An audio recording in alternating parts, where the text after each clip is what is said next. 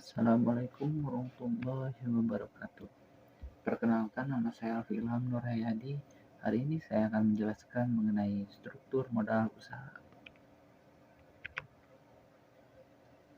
Apa itu struktur modal usaha?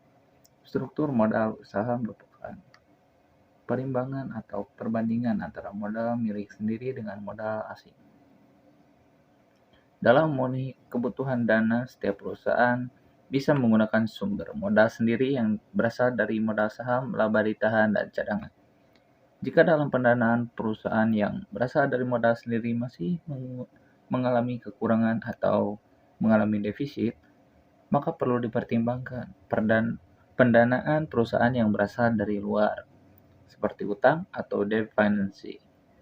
Lalu ada menurut Jeffrey Weston dan Thomas E. Copeland.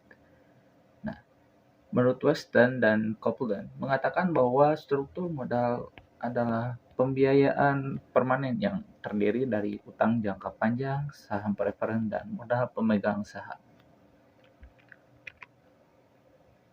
Lalu, faktor yang mempengaruhi struktur modal perusahaan. Yang pertama, ada struktur aktiva.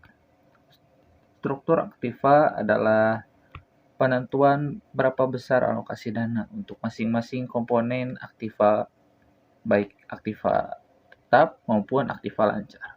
Kebanyakan perusahaan industri yang sebagian besar modalnya tertanam dalam aktiva tetap akan mengutamakan pemenuhan modalnya dari modal permanennya, yaitu modal sendiri, sedangkan utang hanya bersifat pelengkap saja. Lalu ada growth opportunity. Perusahaan cenderung melakukan investasi untuk mengembangkan perusahaannya.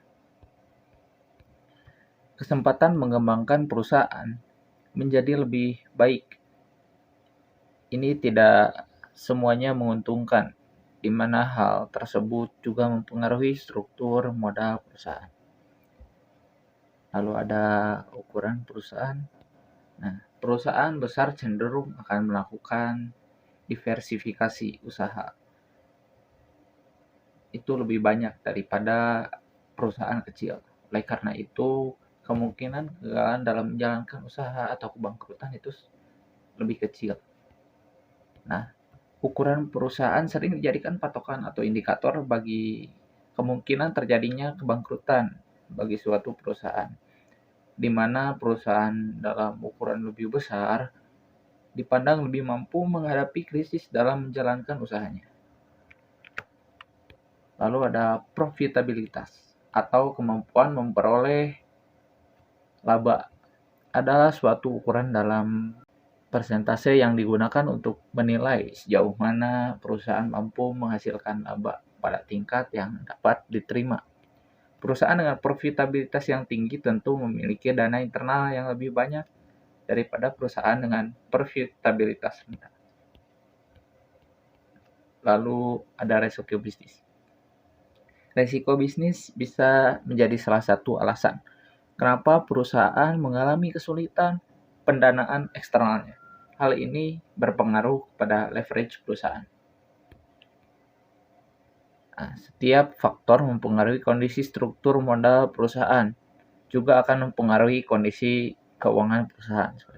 Misalnya pada posisi perpajakan, perusahaan yang kondisi keuangannya sehat tentu rutin membayar pajak dan tidak mengalami masalah perpajakan. Sebaliknya, perusahaan yang tidak taat pajak atau memiliki kondisi keuangan tidak sehat, proses pajaknya bisa terhambat seperti itu. Lalu kita masuk ke teori struktur modal perusahaan. Nah, ada teori pendekatan tradisional. Pada pendekatan tradisional diasumsikan terjadi perubahan struktur modal optimal dan peningkatan nilai total perusahaan melalui penggunaan financial leverage atau biasa disebut utang bagi modal sendiri. Dengan menggunakan pendekatan tradisional ini bisa diperoleh struktur modal yang optimal, yaitu memberikan biaya modal keseluruhan terendah dan memberikan harga saham tertinggi. Hal ini disebabkan karena berubahnya tingkat kapitalisasi perusahaan. Nah, ada juga teori pendekatan Modigliani dan Miller. Nah, teori MM pada tanpa pajak seperti itu. Teori struktur modal modern. Yang pertama adalah teori Modigliani dan Miller, biasa disebut teori MM. Mereka berpendapat bahwa struktur modal tidak relevan atau tidak mempengaruhi nilai perusahaan.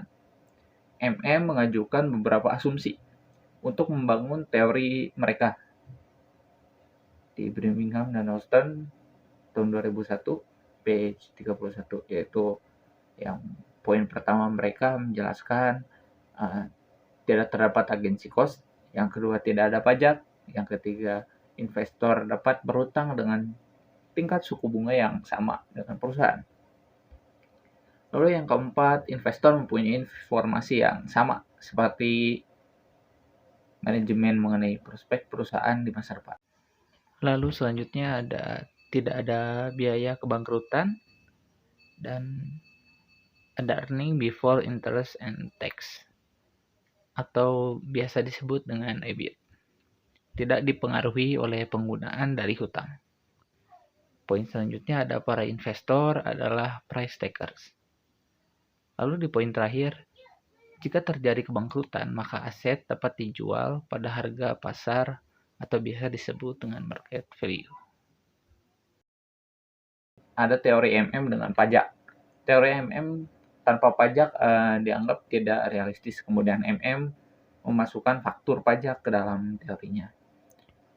Nah, pajak dibayarkan kepada pemerintah, yang berarti merupakan aliran keluar kas. Utang bisa digunakan untuk menghemat pajak, karena bunga bisa dipakai sebagai pengurang pajak. Lalu ada teori pecking order. Teori pecking order menjelaskan mengapa perusahaan yang mempunyai tingkat keuntungan yang lebih tinggi justru mempunyai tingkat utang yang lebih kecil. Lalu ada teori asimetri dan signaling.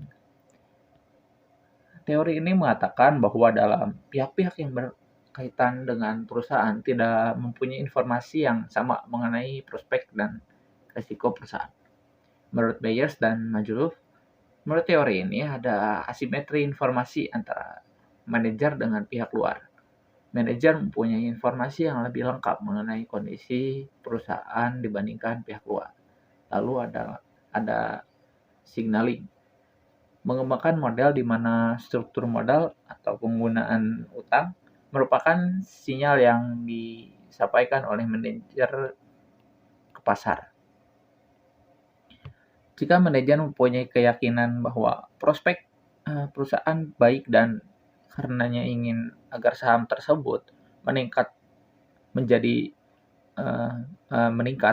maka manajer akan mengkomunikasikan hal tersebut kepada investor. Manajer bisa menggunakan hutang lebih banyak sebagai sinyal yang lebih kredibel. Baik, sekarang kita memasuki contoh soal. Mungkin bisa diperhatikan keterangan soalnya saat ini. Sekarang kita masuki jawaban dari soal yang sudah kita perhatikan tadi. Mungkin ini bisa jadi landasan kalian untuk menghitung laba saham. Mungkin hanya sekian yang bisa saya sampaikan. Bila ada kurang dan lebihnya, mohon dimaafkan. Terima kasih. Assalamualaikum warahmatullahi wabarakatuh.